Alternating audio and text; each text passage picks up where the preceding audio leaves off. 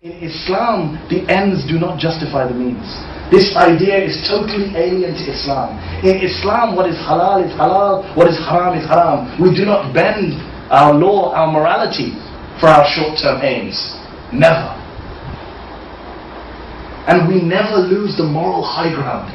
If we know anything as Shias of Muhammad, as Shias of Ali, as Shias of Hassan, as Shias of Hussein, we know that keeping the moral high ground is key. Once we lose the moral high ground, we are no different from the rest of the non-Muslims, from the rest of those human beings who live their lives as animals, bending any rule to fulfill any desire.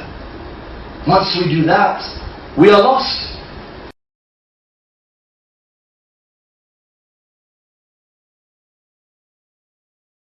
In Islam, to believe is to know. To disbelieve is not to know.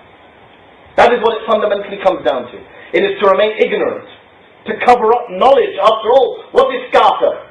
Kafir comes from the root word, which means to cover up, to conceal. The kafir is the one who covers up that knowledge which is clear. The French Orientalist scholar Lamens, he once wrote that the Quran is not far from considering unbelief, disbelief, as an infirmity, as an illness, as a disease of the human mind. Subhanallah. Non-Muslims point this out to us.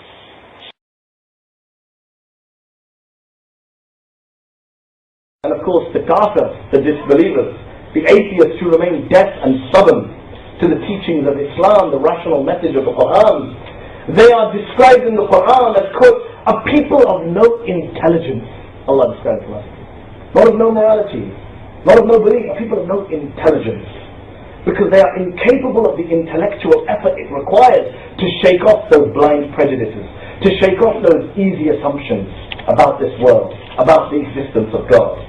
In this respect, the Quran describes the atheists as cattle, as those who go into crowds and do not stop and wonder about this world.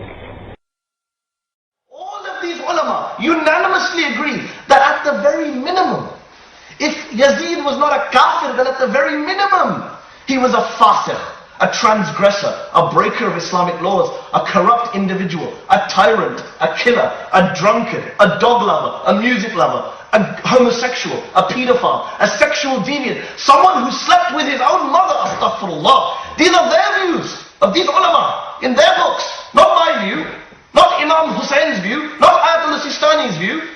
This is their view about Yazid. It's all there in black and white. Yet Allah should be pleased with such a man. Astaghfirullah. Allah should be pleased with him. Indeed, the fact is, and this is important, Yazid is not simply a fasir. He was an out and out kafir.